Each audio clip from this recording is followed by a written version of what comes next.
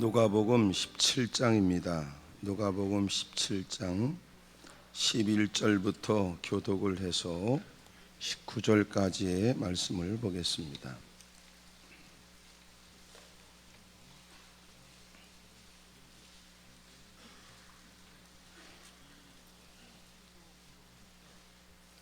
누가복음 17장 11절부터 교독을 하지요. 예수께서 예루살렘으로 가실 때에 사마리아와 갈릴리 사이로 지나가시다가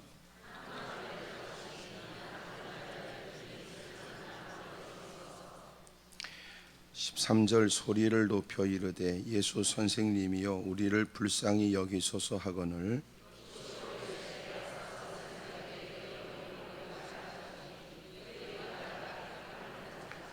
그 중에 한 사람이 자기가 낳은 것을 보고 큰 소리로 하나님께 영광을 돌리며 돌아와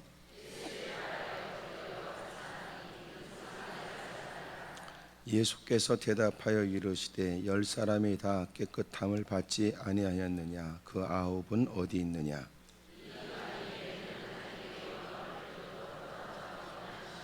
다 같이 그에게 이르시되 일어나 가라 내 믿음이 너를 구하느니라 하시더라. 아멘. 여러분을 다 축복합니다. 우리 서로 다 인사해요. 은혜 많이 받으시라고. 잘 오셨다고.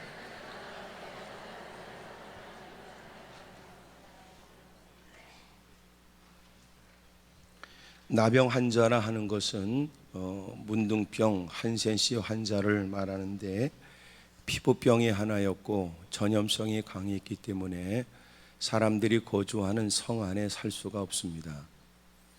그들이 근근히 살아갈 수 있는 방법은 사람들에 의해서 불쌍히 여긴 사람들에 의해서 건네지는 것으로 근근히 살아가고 있는 사람입니다.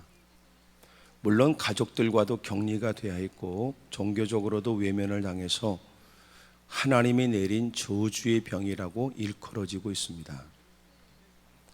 졸지에 사람들로부터 외면을 당하고 가족들로부터 떠나 그들은 자기네끼리 굴락을 이루고 살아가는 거예요. 사람이지만 사람처럼 대접받을 수가 없습니다. 짐승들도 한 집에 살 수는 있지만 그러나 그는 사람인데도 사람 대접을 받을 수 없는 비참한 인간이에요. 오늘 하루하루 사는 게 어렵습니다. 그렇다고 목숨을 끊자니 그것도 쉬운 일은 아니었다고요. 철저히 외면당하고 살아가는 그들의 삶에 희망의 얘기가 들렸습니다.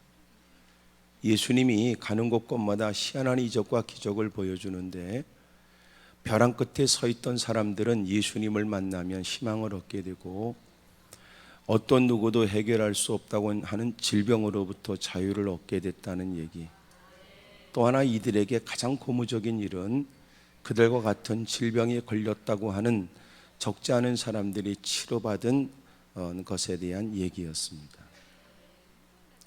성경에는 나병 환자들이 주님에 의해서 치료받은 많은 얘기를 하고 있는데 죽었던 사람이 살아났다는 얘기와 이제는 희망이 없이 그냥 비참하게 살아가는 문둥병자, 나병 환자, 한센시 환자가 치료받았다는 얘기는 이들에게 얼마나 희망이었겠어요. 우리가 복음을 증거하면서 또 자신 개인에게 있었던 특별한 하나님의 은혜에 대한 얘기는 누군가에게 용기를 주고 힘을 주기 위한 겁니다. 다시 말하면 하나님이 내게 베푸신 은혜에 대한 얘기는 내가 누구보다 우월하다는 얘기가 아니라고. 근데 요새 간증은 그렇게 변질돼 버렸어요. 그리고 누구보다 대단하거나 누구보다 잘났다는 것으로서의 간증으로 변질돼 버린 겁니다. 간증 속엔 철저히 더 조심스러움이 있어야 돼요. 주님의 베푸신 은혜로 그 자리에 서서 간증을 하면서도 주님의 이름을 빙자하여 자신을 더 드러내려고 하는 못된 마음이 있기 때문에 그렇습니다. 한 번은 제가 이발하러 갔다가 이발하시는 분의 얘기를 들었습니다. 그분이 하시는 말씀이 자신이 극적으로 주님을 만나게 된 얘기, 그리고 오늘도 너무나 하나님의 크나큰 은혜 속에 살아가고 있다는 얘기, 곳곳에 그분이 예수님을 믿는다는 그 모든 걸 쉽게 알 수 있을 만큼 그분이 이발하는 현장에는 곳곳에 성경 구절도 써 있습니다. 그리고 어느 목사님이 그분에게 처음 주님을 만나서 받은 감격스러운 일들에 대한 여러분 그 축하한다고 하는 얘기, 그러면서 목사님의 이름도 이렇게 써 있더라고요. 사인과 함께. 그분이 예수님을 믿는 분이라는 걸 쉽게 알 수 있었어요. 제가 그런 일에 관심을 표명하니까 저에게 교회는 어디 다니시냐고 하는 등등의 것들을 물어봤습니다. 그리고 제가 목사라고 표현했고 어느 교회 목사님이냐고 막 굳이 막 추적을 해요. 문제는 그분의 추적을 피할 수가 없다는 겁니다. 왜냐하면 저는 이발을 하고 있었기 때문에 그래요. 생각했습니다. 야, 이 미용을 하거나 이발을 하는 분들이 전도하기가 쉬울 수 있겠다. 왜냐하면 듣기 싫어도 꼼짝없이 그 자리에 있어야 돼. 그분이 받았던 은혜에 대한 얘기를 했고, 그리고 그분이 간증도 다녔대요. 자기가 교회에서도 간증을 했고 또 외부에서도 간증을 했답니다. 근데 그분이 목사님 이제는 간증을 안 다니려고요. 왜 그러냐고 제가 물었습니다. 그분이 하시는 말씀은 불러주는 데도 없지만 그 다음 중요한 얘기예요. 간증을 하다 보니까 말이 더해지더라는 겁니다. 좀 더 멋들어지게 표현하고 싶은 마음, 더 길게 하고 싶은 마음. 내가요 그분에게 너무나 감사했어요. 집사님 잘하셨습니다. 그랬어요. 우리가 갖고 있는 기억력이요 언제나 확실하지 않다는 거 아십니까? 오늘 보고 있는 것도 확실하지 않아요. 보고 싶은 것만 보기 때문에 그렇고요. 우리가 기억력도 확실하지 않아요. 그러니까 내가 경험한 게 아닌데 내가 경험한 것 같은 착각 속에 빠져서 기억력이라고 말하는 것도 많답니다. 확실한 게 없는 거예요. 더 놀랍잖아요. 자기가 요새 머리가 깜빡깜빡 한다면서 자기가 기억한 건 확실하고 악을 쓰는 것은 웃기잖아요. 오늘 현실도 확실하지 않아요. 보고 싶은 것만 보기 때문에 그렇고 듣고 싶은 것만 듣기 때문에 그런 거예요. 그러면서 자기의 간증 얘기를 하다 보면 더 놀라운 사실은 진짜인지 가짜인지도 본인이 모르는 거예요. 대단히 위험하지요. 내가 그 집사님에게 집사님 잘하셨습니다. 그랬습니다. 간증은 누군가에게 용기를 주고 힘을 주는 건데 하다 보면 누군가에게 용기를 주고 힘을 주는 게 아니라 자신이 얼마나 대단한가를 과시하는 걸로 변질돼 버려요. 나는 여러분들에게 있어서 늘 하나님 앞에 자기를 늘 잊지 않길 바라요. 왜 천사가 타락했는지 자기 지위를 떠난 겁니다. 못된 야망이 생긴 거예요. 제가 신학생들을 리더들을 모아놓고 그런 얘기를 했는데 직책이 나를 따라와야지 내가 직책을 쫓아가면 안 된다 그랬어요.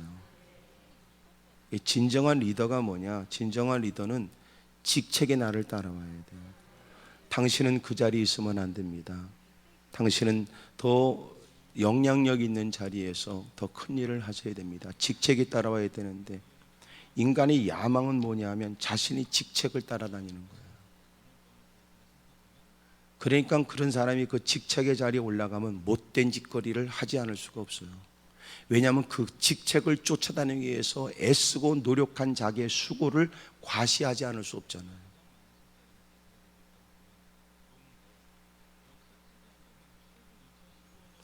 누군가가 하는 얘기는 또 누군가가 듣기에 크나큰 용기가 됐습니다. 다행스러운 일이지요. 많은 소문을 듣고 나병 환자 10명도 희망을 갖게 됐습니다. 성경 전체를 보니까 모든 사람이 다 유대인들은 아니었습니다. 이방인도 끼어 있었는데 그 이방인이 거기 끼어 있다니 우습지요. 유대인들은 이방인들을 개처럼 취급했습니다. 상종할 존재가 되지 않는다고 생각했고, 놀란 건 유대 사람들이 갈릴리를 가기 위해서 사마리아를 돌아가신 거예요. 예수님이 수가성 여인을 만났을 때 왜 당신은 유대인이면서 이방인 여인에게 물을 달라고 말씀하십니까? 라고 했던 것은 그 당시 유대인들이 어떻게 이방인들을 대했는지를 알 수 있는 거예요. 그런데 놀란 건 이들이 같이 모여 살아요. 왜 그래요? 나이 퍼먹고 보니까 학력 파괴가 생기고, 사람이 힘들고 어려운 처지에 병상에 누우니까 너나 내나 다를 바 없는 거예요. 고난과 고통이 우리에게 주는 유익이 뭔지 아세요? 피차 서로 따질 게 없다는 걸 알게 하는 거예요. 먹고 살만하니까 지위를 따지는 거거든요. 인간이 살만하니까 헛소리 하는 거예요.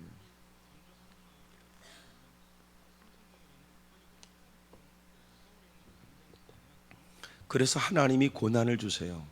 고난을 통하여 우리 자신을 다시 인식하게 합니다.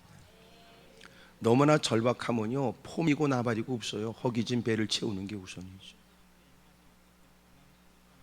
고통을 당하니까 동병상련이 된 겁니다. 야, 유대인이고 나발이고 다 필요 없다. 너도 가족들로 외면을 당하고, 너도 동족들로부터 외면당하고, 너도 저 사람이 사는 성 안에 들어갈 수 없는 처지, 너나 내나 까짓 거. 거기에는 이방인, 택한 백성 그런 구분이 없어요. 다 똑같은 나병 환자가 된 거예요. 하나님께 저주받은 사람. 그래서 교회 안에서도 죄에 대한 철저히 비참한 자신에 대한 인식이 중요해요. 다 여러분 폼나는 모습을 하고 개폼 잡고 하나님이 전에 들어왔지만, 그럼에도 불구하고 우리 모두는 죄로 인해서 얼마나 비참한 인간인지를 먼저 인식하게 되면 서로 너도 나도의 인위적으로 거놨던 금들이 다 없어지는 거죠. 우리 모두는 죄인이다. 거기다 주님의 베푸신 은혜, 우리 모두가 하나님의 은혜를 받은 사람이다. 그리고 그런 일에 하나님의 거룩한 일에 대한 제시는 어떤 누구도 여러분 그런 일에 헌신하지 않을 사람이 있겠어요? 그리고 그 가운데는 서로가 세상에서 이해할 수 없는 그 많은 학력의 편차, 그 지위나 환경의 모든 것들을 다 뛰어넘어 하나된 모습으로 가능한 거예요. 가장 근본적으로 뭐냐면 내가 얼마나 더러운 죄인인지, 얼마나 비참한 존재인지 이거부터 인식하는 거예요. 근데 이제 이런 부분은 거론하는 것도 여러분 아멘 속에서 별로 안 좋다 이제 이렇게 표현하잖아요. 여러분 얼마나 우리가 더러운 죄인인지 잊지 마세요. 잊지 마세요.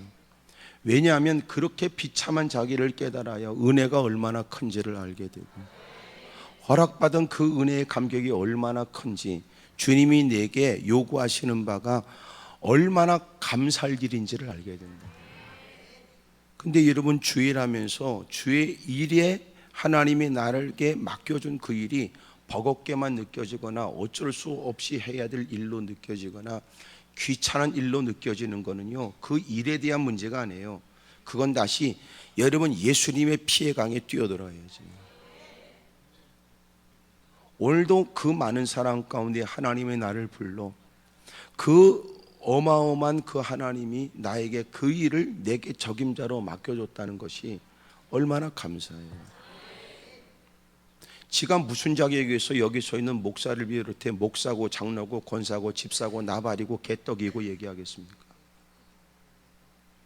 잘난 것 따진다면 우리보다 잘난 사람이 네 눈에 보기에는 교인 없어도 밖에는 널려 있어요.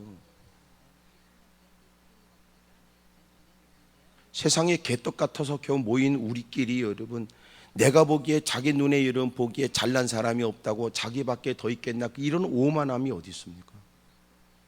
밖에 나가면 잘난 사람들 앞에 주눅들어 살았던 인간이 교회 안에 들어오면 나보다 잘난 사람이 없어도 하나님의 눈길 앞에선 더 바싹 엎드려지는 게 마땅한데도 교회 안에서도 그 인간한테는 하나님이 없는 거죠.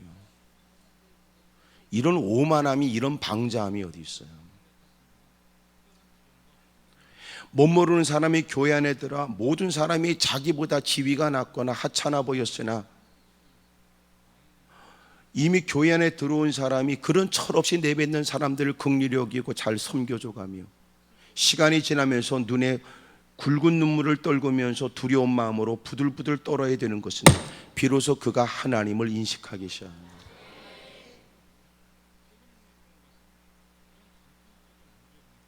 그래야 교회가 교회다운 모습이 되고 우리는 성도가 성도다운 모습이 되는데, 소위 말해서 홀로 있어도 주님 앞에 있다는 걸 의식을 가져야 될 우리가 나보다 앞선 신앙의 사람으로 그래서 주님께 받은 바 은혜 따라 나보다 더 괜찮은 사람인데도 겸손의 모습을 보이는 것을 마치 내가 우습게 여겨도 될 사람인 줄 착각하는 등신쪼다 같은 게 많잖아요.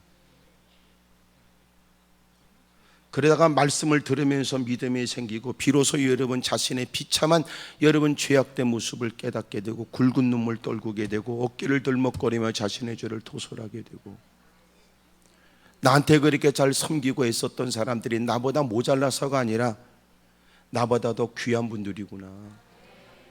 그렇기 때문에 이런 내가 달라지기를 기다리고 있었던 거구나. 그래야 그 교회가 건강한 교회가 되는 거예요. 그게 아니고 여러분 교회에서 힘있고 목소리 크고 교회 안에 먼저 들어왔으니까 텃세 부리고 자기가 모든 것들을 기득권을 가진 사람에 대해서 마음껏 휘둘러도 된다고 생각하는, 이제 교회 안에 이제 막 들어온 사람은 이제 초짜니까 너는 우리 꼬봉으로 있어야 된다고 하는 이런 유치한 개념이 교회를 망쳐버리는 겁니다. 지금 아멘 안 할 때는 여러분 무슨 근일에 무슨 일이 있었는지 모르겠는데, 고난과 고통을 만나니까 너나 내나 똑같은 거예요. 아무리 여러분 돈이 많아도 여러분 병원에 간다고 해서 VVIP 여러분 룸에 그 병실에 들어가서 하루에 여러분 몇백만 원짜리 기어 들어갈 수 있을지 모르지만 치료가 안 되는 건 안 되는 거지 어떡하겠어요. 6인실 병실에 있다가 죽든지 여러분 특실에 있다가 죽든지, 생명은 돈으로부터 나오는 건 아니니까. 고난을 만나고 그러니까 여러분 다 똑같은 거예요. 그러니까 평상시 유대인이라고 그러고 평상시에 이런 이방인들을 하찮게 여겼던 그들이 이제는 이방인과 같이 있는 거예요. 그렇게 10사람이 들려진 소문에 희망을 가졌습니다. 드디어 예수님께 다가왔지만 예수님께 다가오는 것도 머뭇거리면 나름대로 여러분 갑론을박 서로가 의견이 분분했을 거예요. 왜냐하면 야 우리가 성한 사람을 건강한 사람을 우리가 의도적으로 가서 만날 수 없는데, 그렇게 해서 우리가 도움을 받겠다고 많은 무리 속에 있는 주님을 만나겠다고 사람들을 헤쳐 들어가는 것은 그나마 이렇게 근근히 살아가는 것마저도 우리가 포기하는 거 아니냐. 그렇다고 해서 우리가 죽는 날을 기다릴 수 없다. 어떻게 우리가 이렇게 서럽고 힘든 세월을 그냥 막연하게 우리가 세월을 보낼 수 있겠느냐. 우리 귀에 들려진 걸 보면 우리에게도 희망이 있다는 거 아니냐. 누군가는 없는 기회도 만드는데 우리는 왜 귀에 들려진 기회를 쫓아 왜 행하지 않느냐. 서로가 막 얘기를 하다가 여러분 그들이 그렇다면 방법이 있다. 우리가 그 예수님이 많은 무리 가운데 있을 때 그들을 해치고 갈 수 없다면 우리가 멀리서 10사람이 소리를 한꺼번에 질러 그리고 주님의 눈길을 끌어보자. 그리고 주님께 도움을 청해보자. 그렇게 생각을 했어요. 드디어 예수님이 많은 무리 속에 있었습니다. 그들이 13절에 소리를 높였어요. 예수 선생님이 우리를 불쌍히 여겨주십시오.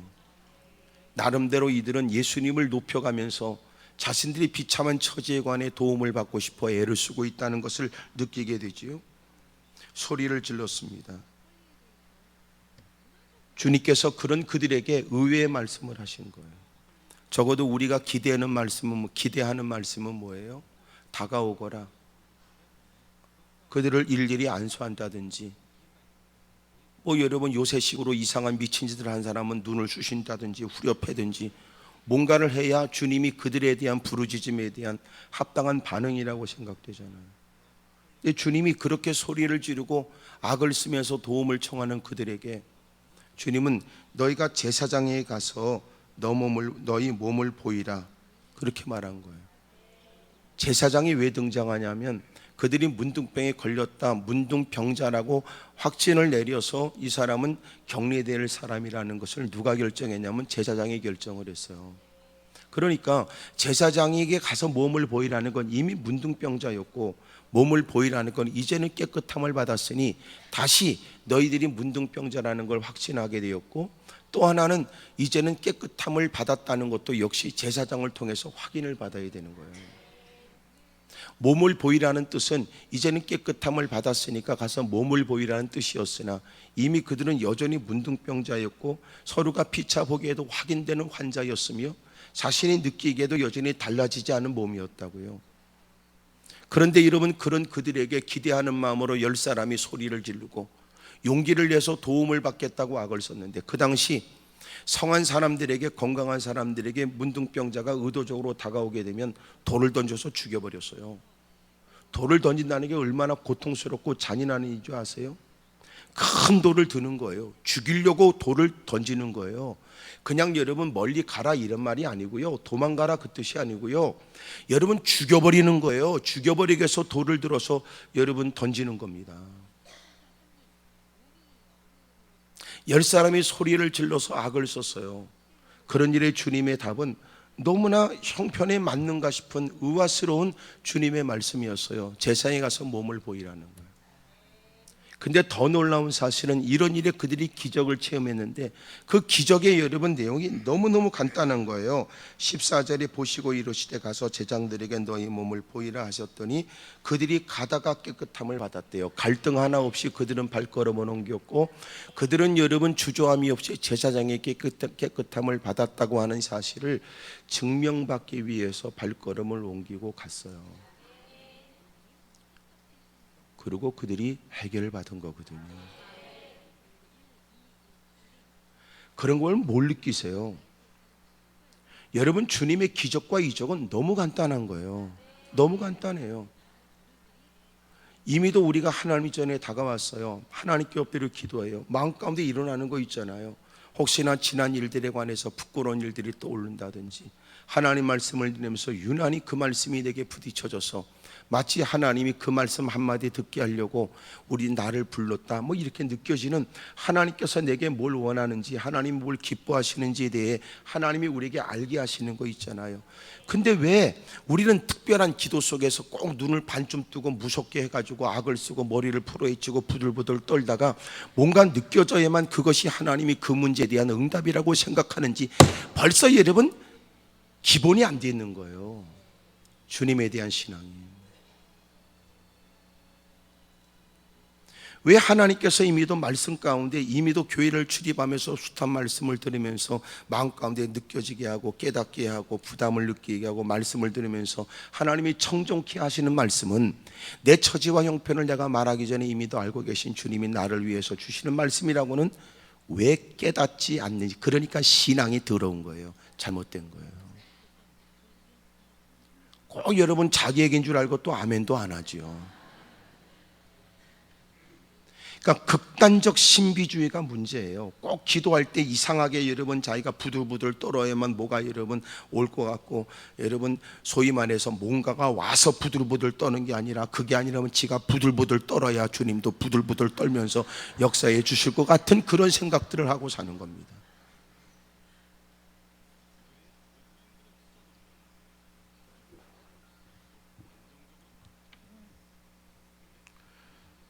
한편은 이해가 돼요. 왜냐하면 우리가 갖고 있는 개인적 기질이 있습니다. 그래서 기도를 해도 그 기질과 관련돼서 해요. 뭐 이런 거예요. 나는 일을 안 하면 안 했지 하면 끝내주게 한다는 것도 있고, 어떤 건 안 하는 건 아는데 하는데 여러분 거지같이 하는 것도 있고, 그러니까 어떤 건 성질을 해도 당장 소리를 질러대면서 성과를 부리는 것도 있고, 그래서 그런 사람을 성질이 지랄 같다고 그러고, 어떤 사람은 성질을 안 부려요. 하지만 집에 가서 다 볼펜 끝에 침 말라가면서 치밀한 계획을 세워서 남들이 끔찍한 일을 저지르는 것도 있다고요.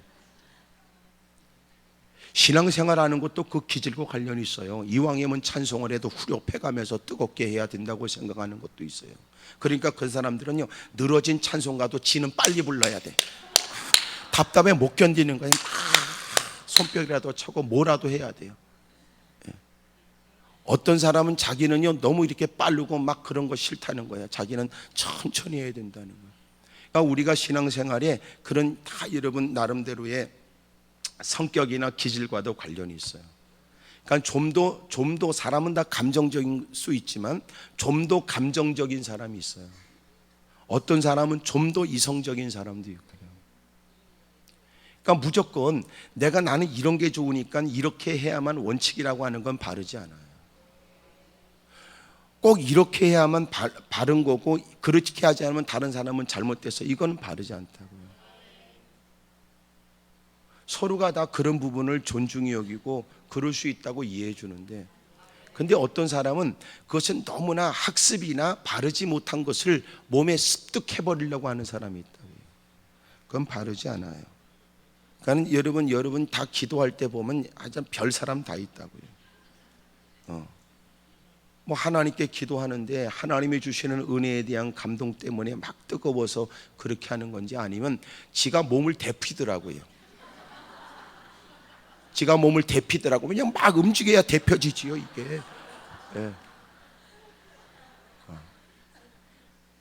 이게 서서히 근육이 움직여서 몸을 데펴서 드디어 이러면 그걸 뜨겁게 이렇게 느껴지는 사람도 있고, 어떤 사람은 여러분 막 열심히 기도하다가 하나님이 베풀어 주신 성령 충만의 은혜는 성경에 보니까 성령의 능력이 하늘로부터 능력이 입혀질 때까지, 오순절에 보니까 능력이 입혀질 때까지 권능을 받으면 성령 충만함으로, 물론 그들이 열심히 기도하는 일에 힘썼다는 건 사실이지만, 근데 어느 순간 기도를 하면 나쁜 습성을 가져요. 나쁜 습성. 그러니까 분위기 따라 조용히 기도할 때는 기도해야 돼요. 기도하는 것도 잘 보세요. 생각을 담지 않은 기도가 많다고요. 생각을 담지 않은 기도가. 장례식장에 가서는 감사합니다 이 말을 조심스럽게 해야 돼요. 죽었으니까 감사합니다. 물론 고인이 열심히 신앙생활하다가 그리웠던 천국에 갔어요. 감사할 일이지요. 하지만 썩 여러분 그 사람이 슬프고 마음이 아픈데 거기 가서 그런 표현이 자칫 잘못하면 오해가 될 수 있다. 근데 자신도 모르게 뱉어버리는 경우가 있어요. 왜 그래요? 습관이에요. 그러니까 기도가 생각 없이 습관적으로 내뱉는 거예요. 기도의 형태도 마찬가지예요. 그냥 분위기 따라 여러분 분위기 속 기도해야 되는데 자기는 꼭 그렇게 해야 된대요. 믿지 않는 사람에 보면 미친 거죠. 그거는 이게 무슨 무당을 데려다 놨나 이런 생각도 들어요.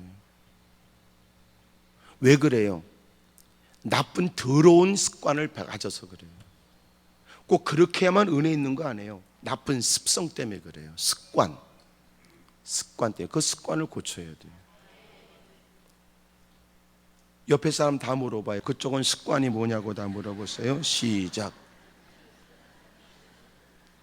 가만히 있는 사람은 대답 안 하는 게 습관이에요. 여러분 그 습관이 있다고 나름대로 꼭 어떻게 해야 여러분 마음이 물론 그럴 수 있어. 어떻게 해야 마음이 안정된다든지, 어떻게 하는 게 좀 더 기도하는데 자기한테 도움이 된다고 생각하는 것도 있겠죠. 또 이렇게 보면은요, 교회에서 형성된 습관이 있어요. 교회 안에서 형성된 습관들이.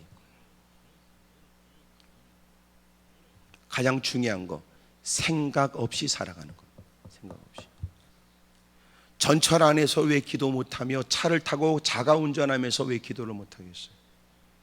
눈 뜨고라도 왜 기도가 안 되겠으며? 믿지 않는 사람 틈바구니에서 내가 어떻게 기도할지 왜 모르겠어요? 그런 틈바구니에서요, 믿지 않는 사람 틈바구니에서 기도가 되죠. 느헤미야가 왕 앞에서 아이가 마음으로 묵상하며 짧은 기도 묵상하며 기도하는 거죠. 사람들에겐 그가 기도한다, 뭔가 종교적인 어떤 일을 한다고 전혀 의식이 안 됐어요. 근데 꼭 그런 사람이 있어요. 믿지 않는 사람 앞에서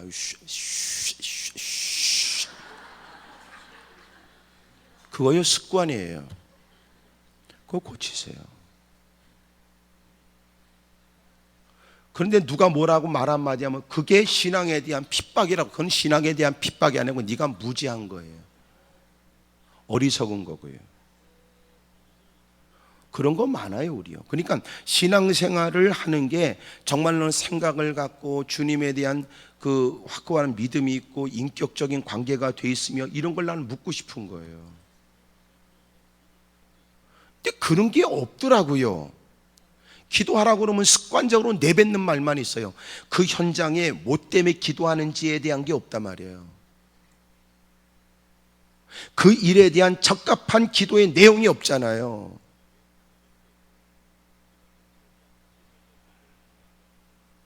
나는 지금 여러분이 이 말을 들으면서 무슨 생각하는지 궁금해요.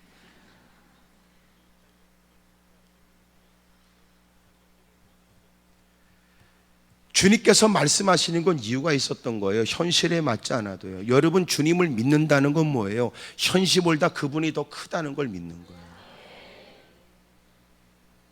이건 아멘을 크게 해야 될 부분이에요. 그 부분을 다시 할 테니까요. 내가 하나님을 믿는다는 게 뭐냐면 내가 처한 환경과 형편보다 하나님이 더 크다고 믿는 거예요. 근데 놀라운 건 하나님의 말씀에도 우리는 그 말씀을 뭐로 평가해요? 형편으로 평가하잖아요. 그러니까 형편이 그는 여전히 더 큰 거예요. 그렇게 말씀대로 하면 나는요 창피당해요. 그렇게 말씀대로 살면요 사업을 못해요. 그렇게 말씀대로 살면 좀 먹고 살기 어려워요. 그러잖아요. 그러니까 그 사람은 지금 하나님을 믿어도 형편이 더 큰 거예요. 예수님이 배를 타고 가세요. 주님이 고물을 배고시 안고 주무셨어요. 큰 파도가 일어났어요. 두려움 속에 예수님을 깨우지요. 왜 우리가 시련과 역경을 만나고 있는데 주님은 가만히 계시는가에 대해서. 주님이 바다를 잔잔케 합니다. 바람을 멈추게 하고, 그리고 그들에게 아직도 너희들은 왜 믿음이 없냐고 말씀하세요. 주어진 어떤 형편보다도 주님이 더 커야 돼요. 그게 바른 믿음이라는 거예요. 그래야 하나님께 다가와도 희망이 생기잖아요. 형편보다 더 크신 하나님 앞에 있어 하나님이 이 문제에 관해서 내가 해야 될 적합한 일을 분부하실 것이니 그 말씀대로 사는 것은 형편보다 뛰어난 크신 하나님이 말씀하셨으니까 그 말씀이 현실 속에서도 그 말씀은 더 정확하다. 하나님은 여러분 천지를 다 창조했다고 하는데 오늘 우리가 그 하나님을 믿는 신앙은 형편보다 작은 하나님이에요. 그래서 근심이 생겨요. 그래서 염려가 생겨요. 그리고 한숨 섞인 하나님 앞에 또 따지듯 물어요. 하나님의 사랑에 관해서 다시 확인하고 싶은 거예요. 하나님은 더 크세요. 그 하나님이 말씀하시는 거예요. 그러니까 그 말씀이 형편의 현실에 맞지 않아도 더 크게 들려야 되는데 문제는 늘 우리는 뭐로 들어요? 현실로 들어요. 내 현실을 몰라서 목사님이 저 말씀하시는구나. 목사님 아무리 목사님 말씀이라도 그 말씀대로 살기에는 현실은 너무 어려워요 라고 얘기를 해요. 어느 때가 돼야 우리의 믿음이 현실보다 하나님에 더 크게 느껴질까요? 옆에 사람한테 물어보세요. 하나님이 더 현실보다도 크게 느껴지냐고 물어보세요. 시작.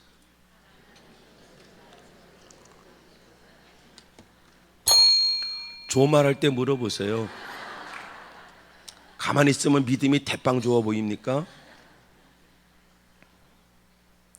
여러분, 현실이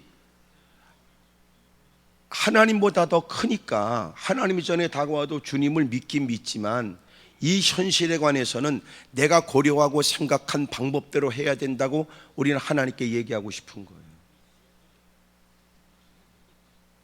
그런데 하나님이 현실보다 더 크다고 믿어진다면 여러분, 하나님의 방법이 그 어떤 다수의 사람들이 나를 염려하면서 건네는 조언보다도 더 확실하다고 믿어지지 않겠어요?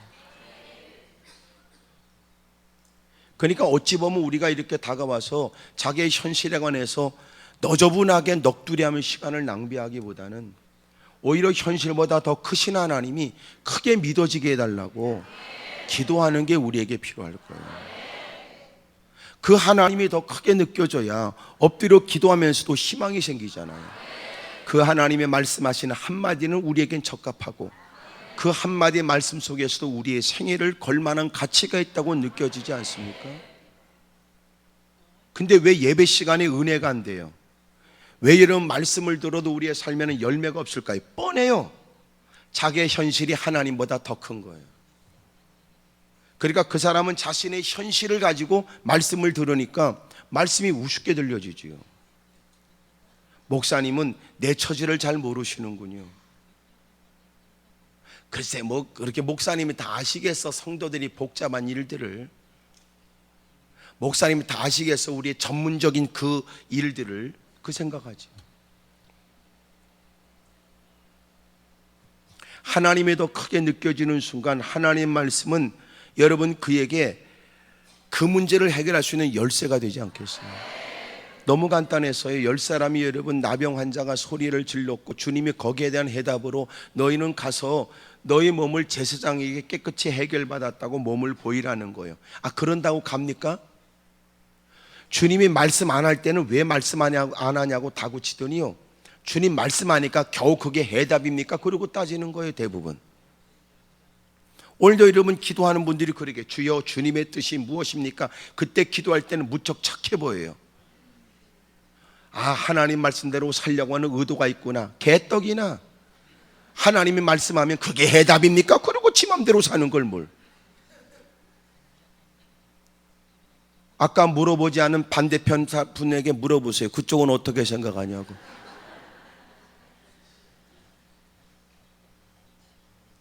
그래서 잘못하면요, 우리가 겉으로 볼 땐 믿음 같아도요, 결국은 하나님의 전에서조차 사람들은 자기 똥꼬집으로 살아요.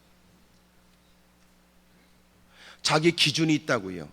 소위 말해서 자기 기준이 있는데 종교 생활하니까, 신앙 생활하니까 내가 웬만한 것은 피차내가 좀 이해는 하지만 결국은 여러분 이 부분은 건들면 안 된다는 자기 원칙이 존재한다고요. 똥꼬집으로 지키고 싶은 나름대로의 원칙이 있어요. 그것을 자존심이라고도 얘기합니다. 신앙생활을 해도 내가 남들과는 나는 다른 존재야, 저 옆에 내하고 나는 달라라고 주장하고 싶은 거예요. 근데 주님이 원하는 건 뭐냐면, 내가 하찮게 봤던 그들과 다를 바 없는 하나님의 은혜가 1000% 10,000%가 필요한 절박한 인생이라는 걸 주님은 고백할 때까지 기다리는 거예요.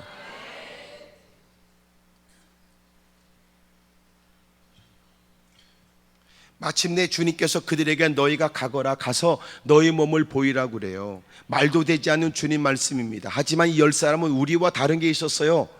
그들은 워낙 절박한 처지에 너무나 밑바닥까지, 가장 내려가야 될 밑바닥까지 내려갔기 때문에 그들은 이제는 주님이 뭐라고 말하면 뭐든지 할 수 있겠다 싶어요. 소위 이런 거죠. 잃을 게 없는 거예요. 또 이 말이 또 어렵네.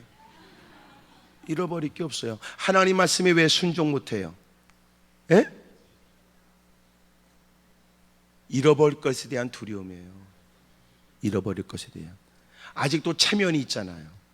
사람들의 여러분 눈길이 있잖아요. 채통도 있잖아요. 잃어버릴 게 많으니까 여러분 순종 못해요.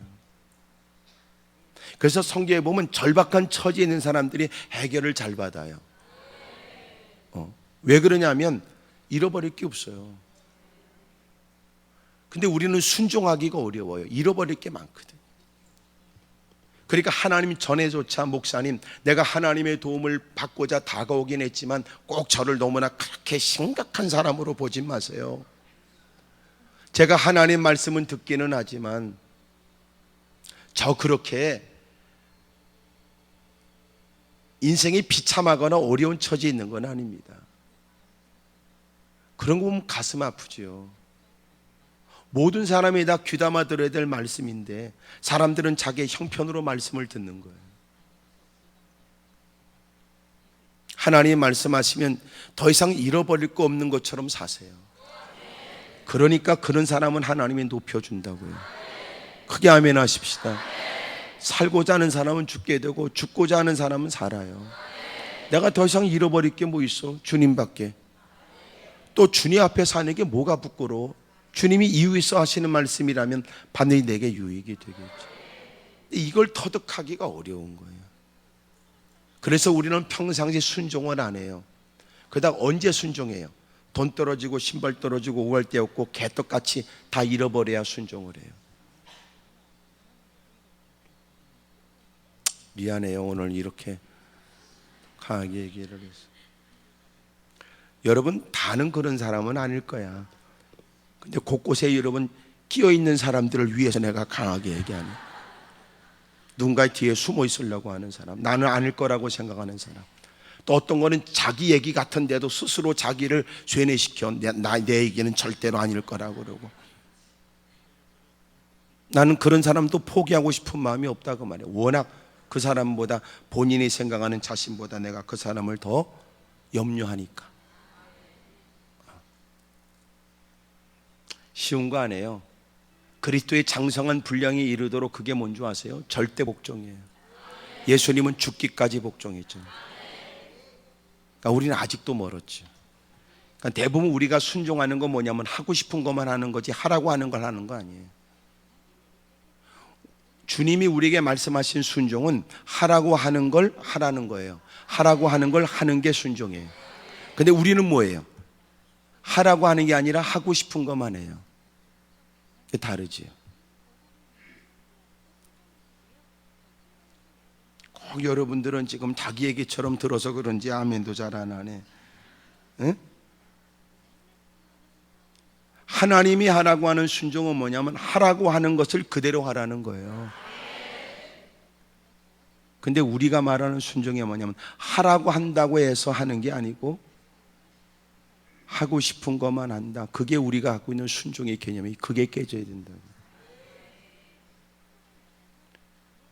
하나님이 하라고 하는 순종은 하라는 대로 하는 거고, 우리가 말하는 순종이 뭐냐면 하라고 한다고 해서 하는 게 아니고 하고 싶은 것만 한다. 자, 옆에 사람한테 물어봐요. 지금 하나님은 그렇게 하면서 해봐요. 옆에서 시작. 뭘 또 그걸로 끝나?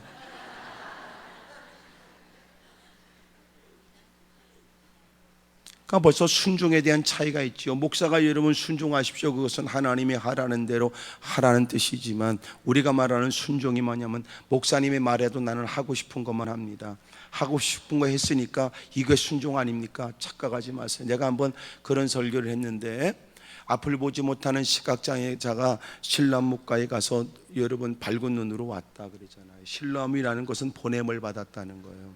신람못에는 다양한 많은 사람이 와서 그물을 쓸 수 있어요. 근데 이런 평상시 사람들이, 다양한 사람이 그물을 쓰지만 그물을 썼다고 해서 눈을 뜨거나 치료를 받은 거 아니에요. 근데 지금은 달랐어요. 주님이 가라고 하셨고 주님이 그물로 씻으라고 했으니 치료된 거예요. 중요한 얘기예요. 이런 겁니다. 내가 하고 싶었던 차에 했는데 주님이 그런 걸 원하셨다. 그것이 순종한 거 아니에요. 네 맘대로 산 거죠. 아이고, 또 말이 어렵네. 다시 말하면 이런 거예요. 아버지로서 자식 새끼 끔찍이 사랑하는 것은 짐승 새끼도 그래요. 사람이 여러분 당연하지 않겠습니까? 짐승 새끼도 여러분 그렇게 어미가 그렇게 끔찍이 사랑하는 건 마땅하지요. 아니 여러분, 어떻게 부모가 자식을 사랑하지 않겠습니까? 그러니까 아버지로서, 어머니로서, 자식으로서, 부모로서 산 것이 그리스도인으로 살았다는 말과 다른 말이란 말이에요. 좀 더 설명해야 되겠네. 내가 누군가를 사랑했어요. 왜냐하면 누구보다 감성적이고 누구보다도 여러분 사람들의 사랑한다는, 잘 들어보세요. 내가 누군가를 사랑한다는 것은 진짜 사랑하기 때문에 사랑하는 건지, 그 사람과 부딪히기 싫어서 그렇게 내가 유화책으로 하는 건지 살펴보세요. 내가 힘이 있어서 여러분 힘 있는데도 여러분 내가 제압할 수 있는데도 내가 사랑하는 건지, 워낙 내가 힘들고 어려운 처지에 내가 살 수 있는 삶의 방법으로 누군가에 부딪히는 걸 피하기 위해서 내가 그렇게 유화책으로 하는 건지,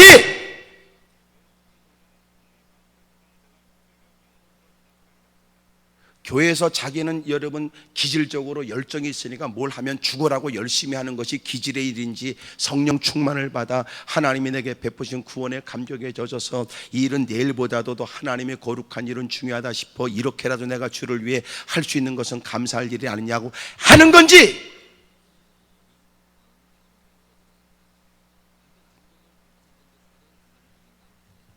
남편이 아내를, 아내가 남편이 서로가 사랑하는 것은 여러분 누가 보기에, 이웃집이 보기에 창피당할까 봐 하는 건지, 자식이 보기에 교육상 어쩔 수 없이 하는 건지,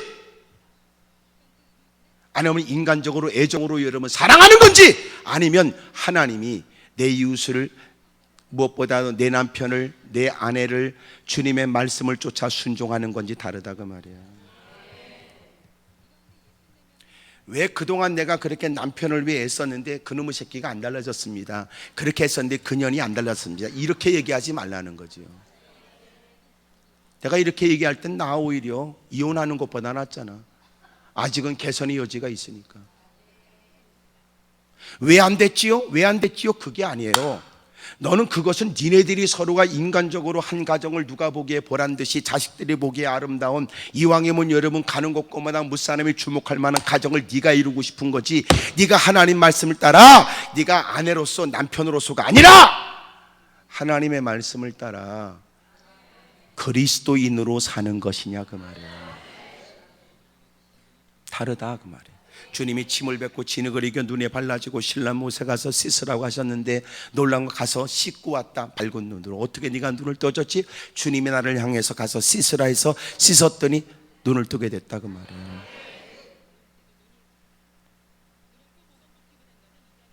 내가 가서 씻은 물은 아니야. 씻을 물이 없어 가서 씻은 거하고 달라. 이제는 지금 달라요. 주님이 가서 씻으라고 한 거 아니냐? 내가 너한테 명한 것 아니냐? 아내에 관해서, 남편에 관해서, 자식에 관해서, 부모에 관해서, 그 일에 관해서, 그 사람에 대해서. 그러니까 솔직히 우리가 교회에서는요, 밖에 사람들이 교회 안에 들어올 때 다른 거 뭐 있어? 침묵해도 그 정도는 해. 참나. 에? 침묵해도 그 정도는 해. 향후에도 그 정도는 해고, 예편을 모이는 마실에 나가도 그 정도는 해. 그게 뭐 대단해? 에? 그게 뭐 대단하냐고요? 주님이 말씀하는 거야. 야, 니네들이 이렇게 노는 게 나하고 무슨 관계 있냐? 그만. 네가 그 사람, 네가 좀, 아이고 나는 그래도, 난 권사네, 난 그래도 같이 일하려면 난 아무래도 김집사가 좋아. 마음은 통하고 옆집에 살고. 그게 주일하고 무슨 관계 있냐? 니네끼리 침묵하고 니네끼리 여러분 마실 나가서 노는 거고, 니네끼리 여러분 무슨 뭐 향후애고 거식이고 그거지, 주님하고 무슨 관계 있어? 에? 왜 나름대로 했는데. 그러니까 밖에 있는 사람이 우리 안을 들여다보면요 특별한 게 없어. 적어도 그렇게 서로가 여러분 누군가를 위하는 건 절에 가도 그렇고요. 절은 또 밥 그냥 주잖아.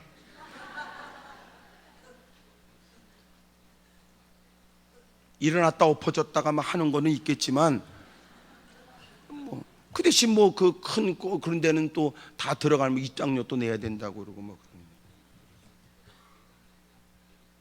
또 그분들은 여러분 밥은 공짜 줘도요, 그 연등 하나 달거나 그런 게 꽤나 비싸다네.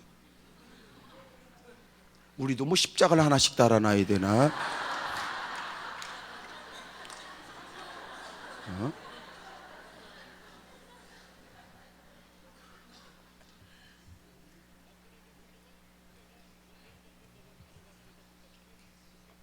아니 그게 무슨 관계 있어요? 여러분들이 밖에 사람이 와도요 서로가 밥을 나누고 서로가 대화하고 따뜻하게 살. 그게 교회입니까? 교회이기 때문에 그렇습니까? 밖에 놔두고 해. 이유가 다르단 말이야. 이유가 우린 주님 때문에 그렇다. 주님 때문에. 가서 그물을 닦아도 누군가는 변화가 없는데 누군가는 변화가 있어요. 왜요? 주님이 그에게 명하신 거니까.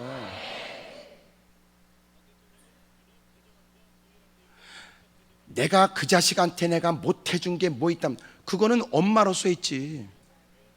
엄마로서 한 거 가지고 왜 주님 앞에 와서 뭐라고 그래? 주님과 무슨 관계 있다고? 자녀를 위해 흘린 눈물이 있어? 기도를 했어? 자녀를 신앙적으로 양육했어?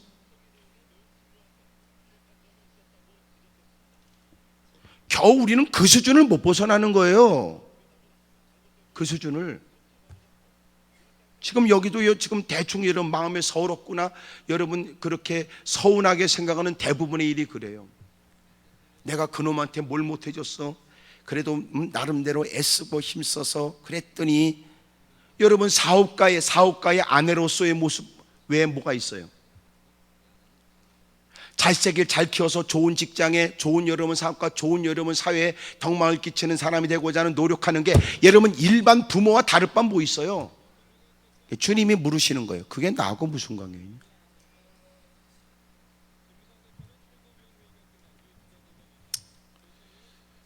표정들 보니까 약간 혼란 속에 빠져 있는 것 같은데, 난 여러분이 이렇게 와서 그냥 부담 없이 일어나는 거 원치 않아요. 부담 가지고 돌아가야지. 괜히 올라갔나 봐. 듣고 나니까 마음이 그러네. 집에 가서라도 회개하면 되고, 시간이 지나서 여러분 고치면 본인이 복 받지 뭐. 지가 회개했다고 내가 복 받겠어? 그러니까 여러분 기적은 너무 간단해요. 내가 지금 만난 환경보다 주님이 더 커야 돼. 근데 하나님의 전에조차 왜 한숨 쉬어요? 당신이. 하나님이 여전히 내가 겪고 있는 문제보다 하나님은 작아. 그러니까 아무리 하나님 말씀이라도 난 그렇게 살지 못해.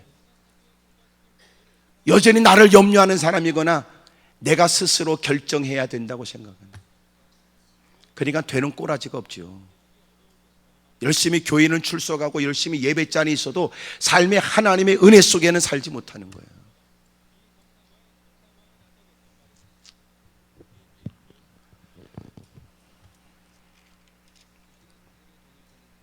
분명히 내가 얘기하지만 나는 여러분을 공연히 이렇게 부담을 줄 마음은 없어요. 부담을 줄 마음은 없어요. 하지만 여러분은 뭔가 자극받고 깨달았거든 고치고 가셔야 돼요. 그래야 복이니까. 만약 하나님이 더 크게 느껴진다면 기도하면서 기대가 되잖아. 그분이 하시는 말씀은 확실하다. 그분의 말씀 한마디라도 행할 이유가 있다. 이런. 여전히 자기 문제에 짓눌려 있는데 목사가 무슨 얘기한다고 귓구멍에 들리겠어요? 오히려 네 팔뚝 꿇다고 그래야 얼굴이 좋아지거나, 단지 그 사람은 위로의 말만 필요해. 힘들지요? 아이고 사랑합니다. 힘내세요. 그 얘기밖에 더 있어요. 이런 미친 짓들을 여러분 예배라고 드리면 됩니까?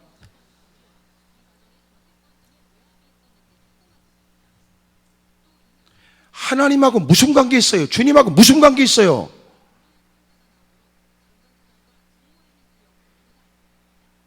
오늘 여러분 힘들고 어려운 저에도 자기 가슴을 두드려요. 하나님, 나는 왜 문제가 자꾸 크게 느껴지는지, 왜 문제가 크게 느껴지는지 내가 알려드릴까요? 지금 문제만 보고 있어서 그래요? 주님 안 보고. 방향만 틀어. 주님만 봐. 문제만 쳐다보고 있잖아요. 왜 문제만 쳐다봐요? 어떻게 목사님 내 새끼 일을 다른 사람에게 맡깁니까? 어떻게 내 새끼 일에 걱정을 안 한단 말입니까? 내가 걱정을 안 하면 사람들은 다 저놈이 내가 배 아파서 난 자식인 줄 그렇게 이해를 못할 겁니다. 왜 고민 안 하면 데려다 키우는가 그럴까 봐? 네가 고민해서 된 일이 뭐인데? 지금 네가 지금까지 죽어라 고민해서 고민한 게 그거야.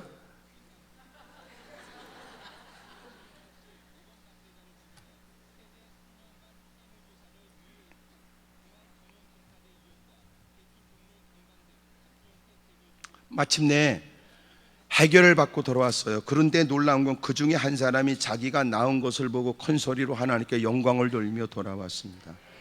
이 사람은 뒤에서 보니까 이방인 사마리아 사람인데 예수의 발 앞에 엎드려 그는 감사하게 합니다. 예수님께서 아셨습니다. 이미 주님이 가서 세상에 몸을 보여라 말씀하신 것도 주님이었고 그들이 치료된 것도 알고 계셨으며 여러분 그에 관해서도 주님은 알고 계셨습니다. 발 앞에 엎드려 감사하는 사마리아 사람, 그를 향하여 주님 물었습니다. 10사람이 다 깨끗함을 받았는데 나머지 9은 어디 갔느냐 물으신 거예요. 이 이방인에는 하나님께 영광을 돌리러 돌아온 자가 없느냐, 이것은 주변의 사람들이 다 들으라고 말씀하시는 거예요. 지금 감사하는 사람을 칭찬하는 것보다는 오히려 9이 어디 갔느냐, 그리고 모든 사람이 다 해결받았는데 이 이방인 외에는 하나님께 영광을 돌리러 돌아온 자가 없느냐, 주변의 사람들에게 들으라는 거예요. 선민의식 가지고 개폼 잡는 인간들, 교회 먼저 들어왔으니까 자기가 먼저 대단하다고 착각하는 사람들, 오늘은 은혜가 개떡같이 없으면서도 남다른 직분 가지고 뒷짐지고 다니는 것들, 성령 충만하지 않으면서도 하나님을 할 수 있는 자격이 주어진 것 같은 신앙생활 몇십 년을 얘기하지만 오늘도 거지 같은 신앙에 가는 곳곳마다 비판과 정죄하는 자리도 밖에 나가면 사기치고 등쳐먹는, 그러면서도 가는 곳곳마다 종교적인 우월감에 착각 속에 빠져 거들먹거리는 인생들 들으라고요. 은혜 받은 9사람은 어디 갔느냐 이렇게 물으시는 건, 야 너희들이 평상시 하나님의 각별한 은혜를 독특하게 뛰어나게 받았다고 말하는 자부심을 갖고 있는 너희들, 그 말이에요. 이 이방인 외에는, 이 말은 그들을 부끄럽게 하는 거 아닙니까? 제가 지금 목 상태가 별로 안 좋아요. 너무나 목이 막 부어가지고 지난 금요초라도 제가 설교를 못했고, 또 토요일날도 아침에도 제가 설교를 못했고, 어제까지 제가 주일날 겨우 이제 설교를 했는데, 그래서 내가 목소리를 높이는 건 여러분들이 좀 모처럼 올라왔으니까 또 올라온 분들 깨닫고 돌아갔으면 좋겠다는 마음이 들어요. 그리고 주님 말씀합니다. 그에게 이르시되 일어나 가라, 내 믿음이 너를 구원하였느니라. 주님이 뭘 원하시는 것 같아요? 주님은 그들의 치료를 받기 위해서 소리를 높이며 도움을 청했던 그들에게 해결받을 수 있도록 주님께서 제사장의 몸을 보이라고 말씀했어요. 그리고 그들은 해결받아요. 근데 주님은 나머지 9은 어디 갔냐고 그러고 감사는 그에게 물으시고, 많은 사람들에게 이방인 외에는 하나님께 영광을 돌리러 돌아올 자가 없느냐 말씀했어요. 그러니까 잘 들어보세요. 주님은 우리에게 뭘 원하냐면, 치료해 주는 거는요 아무 문제가 없어요. 근데 주님이 우리에게 걱정하는 게 있어요. 하나님께 영광을 돌리며 사는 게 어려운 거예요.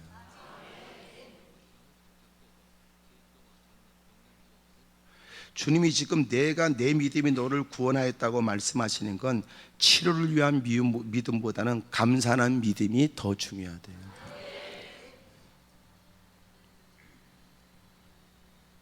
그러니까 제가 볼 때는 교회가 부흥되는 방법은 제가 알아요.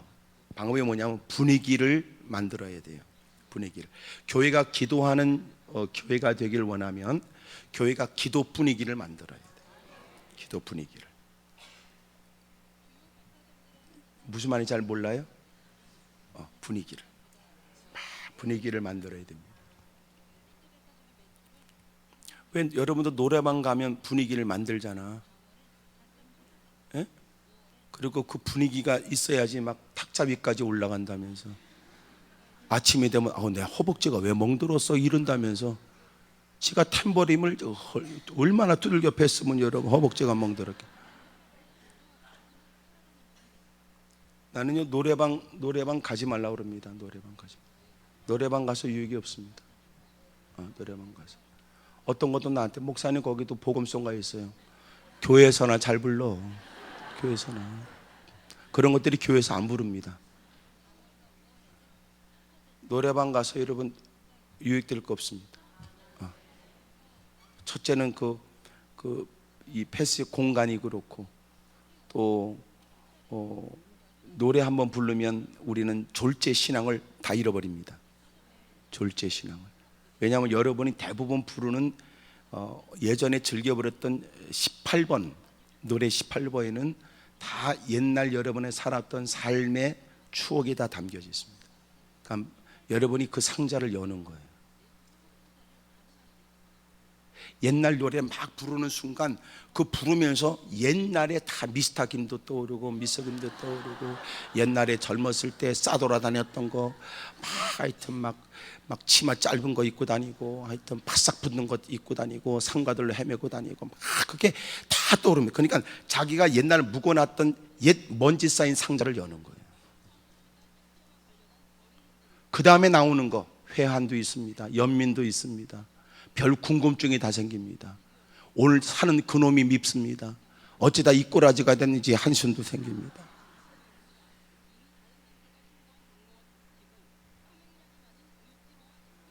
지금 우리가 할 일이 뭔지 아세요? 지금까지 너무나 후회되는 삶을 살았기 때문에 더 나은 삶을 위해 적극적으로 힘써야 되는데, 우리가 노래방 한 번 갔다 오면요 기운이 확 빠져버리는 거예요.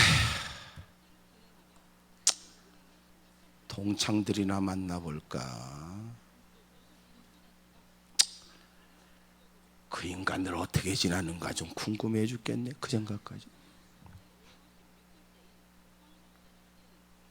다 여러분 살면서 다 그런 거 있잖아요. 노래 속에. 노래는요 노래가 끝나는 게 아니야. 그 노래 속엔 다 담겨 있어요. 이제는 우리가 그렇게 하지 말자. 우리가 더 나은 신앙을 위해 적극적으로 힘쓰자. 그래서 신앙생활을 잘하는 방법은요 분위기 만드는 거예요. 기도하는 교회가 되려면 분위기 만드는 거예요. 여러분 기도할 수 있는, 기도하기 좋은 환경을 만들고, 예? 기도하기 좋은 환경을 만들고, 또 여러분 누구라 들어오면 여러분 기도할 수 있는 분위기 속에 기도할 수 있는 여러분 여건을 자꾸 갖추려고 했어야 여러분 기도가 자꾸 되잖아요. 내가 얘기할게 이런 거예요. 목사님 참 이상하지요. 어디 가면 기도가 잘 되고 어디 가면 기도가 잘 안 되더라고요.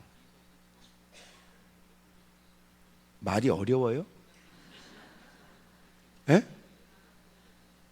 아이들도 공부하면서 부모로서는 아이들에게 공부할 수 있는 좋은 여건을 할 수 있거든 더 잘 만들어주자, 그런 거 있잖아요. 왜냐하면 공부하는데도 분위기가 필요하니까. 교회도 마찬가지 그 분위기예요. 신앙적 분위기를 자꾸 만들어야 되는데, 문제는 신앙적 분위기를 만들지 않은 채 요구하는 건 벅차요. 솔직히 어려워요. 여러분 가정이 기도하는 분위기가 되길 바랍니다. 크게 아멘 하십시다. 여러분 가정이 신앙생활에 여러분 좀 더 관심 갖고 생각하고 느낄 수 있는 분위기를 자꾸 만드세요. 믿음 생활을 잘할 수 있도록 분위기를 만들어요. 구역도 그렇고 셀도 그렇고 서로 모일 때마다 자꾸 여러분 관심이 엉뚱한 데가 있으면 안 돼요. 뭘 먹을까, 뭘 입을까, 뭘 마실까, 맨날 그것만 고민하니까 모이면서도 우리가 왜 모였는지를 모르는 거지. 뭐 때문에 모였는지를 모른다고요. 그러니까 제 친구 목사님 얘기 들으니까 참 마음이 아프더라고. 남전도에 어디 여러분 야외에 간다고 그래가지고 목사님도 같이 가서 그러고 식사를 하고 그러고 왔는데, 나중에 알고 보니까 목사님 뒷자리에서 벌써 소주잔이 왔다 갔다 했다는데요. 그래서 목사님 물었대. 아니 소주병이 안 보이던데. 그래 누군가 웃으면서 보온병에 담아.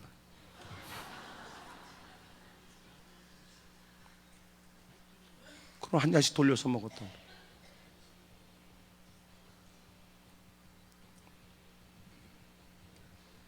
그럼 먹자판 놀자판이 되면 그렇다니까. 그러면 이제 옛날 기질 다 나와요. 먹자판 놀자판 그러면 전부 다 옛날 얘기합니다. 아우 나 옛날 끝내주게 잘 나갔을 때 얘기. 더 웃기는 얘기예요. 어떤 여자 집사님이, 이분이 옛날에 카바레를 많이 다녔대. 카바레 뱅글뱅글도 이름도 몰라요, 성도 몰라요, 뱅글. 그러다가 이제 이분이 예수 믿고 이제 변화된 거죠. 그런데 어느 날 서로가 모이면서 얘기한 거야. 아우 나 옛날에 카바레 많이 다녔었어. 그러니까 카바레 한 번도 안 다녔던 그 여자 집사님, 그랬어? 거기가 어떤 데야? 어땠어? 막 물어. 그러니 여러분 카바레를 끄는 이 아줌마가 자꾸 물어보니까 막 무용담처럼 막 얘기가 나는 거야. 결론이 뭐냐? 한번 같이 가자 그래.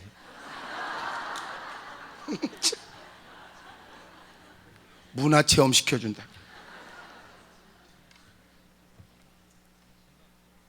그리고 갔다 왔다는 얘기를 나한테 보고처럼 하더라고. 그래서 분위기예요. 벌써 대화도 보세요. 벌써 서로가 모여서 부정적 대화를 나누면요 전부 다 긍정적 얘기 안 나고 남 씹는 얘기, 험담하는 얘기만 해요. 분위기입니다. 좋은 얘기, 은혜 받은 얘기를 막 곳곳에서 막 얘기하면요 할 말이 없는 사람도 고민해요. 나는 무슨 얘기를 할까? 무슨 좋은 얘기를 나도 해야지. 막 짜내면서 생각한다고. 짜내면서.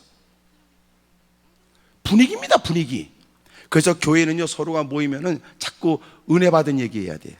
은혜 받았어. 참, 나 깨달았어. 나 새롭게 결심해야 되겠더라. 나 다짐했어. 그러면 너도 나도 그랬지. 은혜 받았어. 깨달아. 이러는데 꼭 누군가가 어쩐지 오늘은 오고 싶은 마음이 없더라. 부정적 얘기가 툭 누가 뱉으면 반드시 부정적 얘기가 꼬리를 잇습니다. 사람은요, 못돼 가지고 부정적 얘기를, 험담 얘기를 즐겨하는 사람이 많습니다.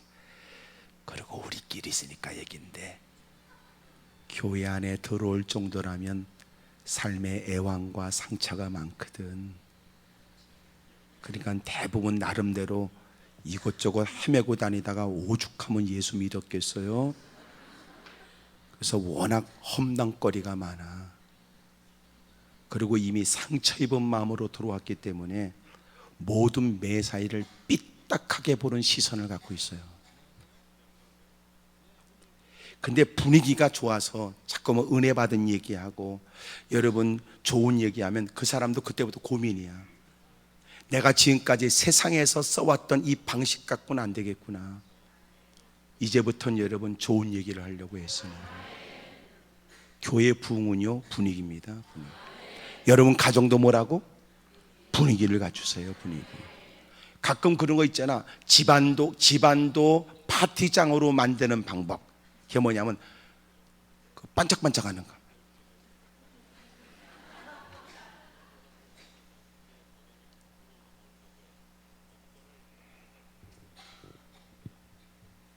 이제부터 여러분 교회가 가정이 감사의 분위기를 만드세요.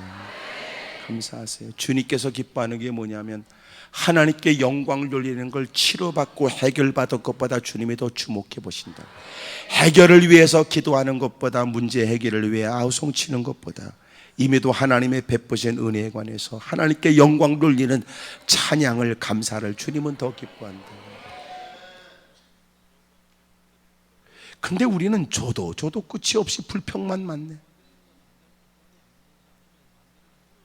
오늘 해결받겠다고 하는 모습으로 다가왔지만 이미도 하나님이 내게 쏟아 부어주신 부인할 수 없는 하나님의 은혜에 감사하며 찬송하며 돌아갔어요.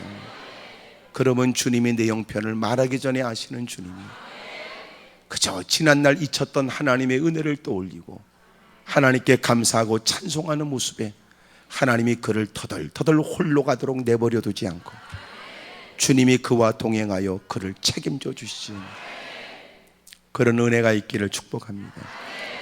다시 말하면 간단하게 오늘 우리의 문제는 은혜를 못 받아서가 문제가 아니라 은혜를 받아서 문제입니다. 은혜를 받은 사람으로 살지 않는 게, 은혜를 못 받아서 문제가 아니고요, 은혜를 받아서 문제라고. 감사가 없잖아. 불평만 있잖아. 원망만 있잖아. 오늘 새로운 생각과 마음을 갖고 돌아가셨으면 좋겠어요. 우리 옆에 사람하고 다 인사하세요. 제 옆에 앉아주셔서 고맙습니다.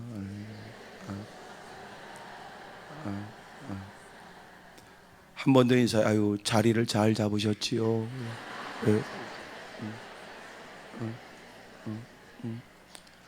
여러분, 오늘 자꾸 감사만 하면 그 말 한마디에 우리의 환경은 천국이 된다고 그래요. 천국이. 여러분, 지옥을 천국으로 만드는 방법은 우리 말 한마디만 잘해도, 말 한마디만 잘해도. 옆에 사람 다시 얼굴 보고 아우, 천사 비슷하게 보이시네요. 그래, 시작.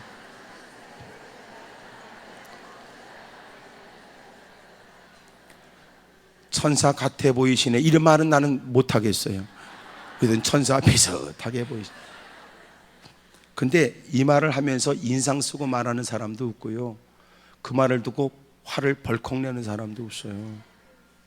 말 한마디 하면 천국 된대요. 사랑하는 여러분, 감사하세요. 자꾸만 받은 바 은혜를 따라 감사하고, 또 여러분 하나님께 영광을 돌리면 여러분 가정의 어둠의 세력은 떠나가고 교회도 부흥이 있을 줄로 믿고, 여러분 구역과 셀이 모일 때마다 나쁜 얘기는 빨리 입을 봉해버려야 돼. 그래서 그때는 지도자나 주변의 사람 누군가가 필요해. 자꾸만 엉뚱한 얘기, 비판, 쓸데없는 얘기, 확인되지 않는 얘기 떠버리려고 하면 딱 입을 막아야 돼. 우리 그 얘기하지 말고 우리 은혜 받은 얘기 하십시다. 그런 거 말이에요. 자꾸 여러분 그렇게 의도적으로, 처음에는 의도적으로 분위기를 만들어야 돼. 웬만큼 그런 분위기가 갖춰지면요, 저절로 돼요. 저절로 됩니다. 어둠의 세력이 여러분 교회를 놀이터로 생각하지 못하게 하십시오. 어둠의 세력이 여러분의 가정을 놀이터로 생각하지 못하게 하세요. 어둠의 세력이 여러분의 생각을 휘저어가면서 여러분들을 장악하여 여러분들을 끌고 다니지 못하도록 만드십시오. 오늘 주님 앞에 하나님, 당장 문제 해결을 위해 다가왔으나 지난날의 은혜에 관해서 내가 감사하지 못한 것 감사할 수 있게 하시니 감사합니다. 기도하겠습니다. 무릎을 꿇고 두 손을 높이 들어봐요.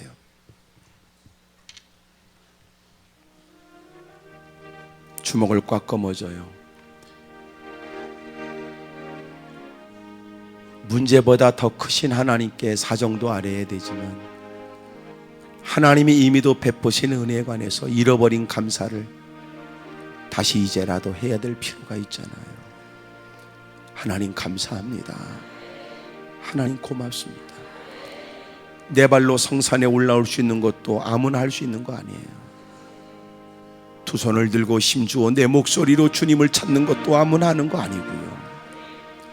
마음껏 가고 싶은 곳을 마음껏 활보할 수 있다는 것도 누군가는 지금 얼마나 부러워하고 있는 줄 아십니까? 근데 우리는 겨우 하나님께 다가와 원망하거나 불평으로 시간을 보낼 수는 없잖아요. 하나님 감사합니다. 하나님 찬양합니다. 하나님 감사합니다. 하나님 찬양합니다. 우리 힘주어 큰 목소리로 주님을 세 번 부르고 통성한절히 기도합니다. 주여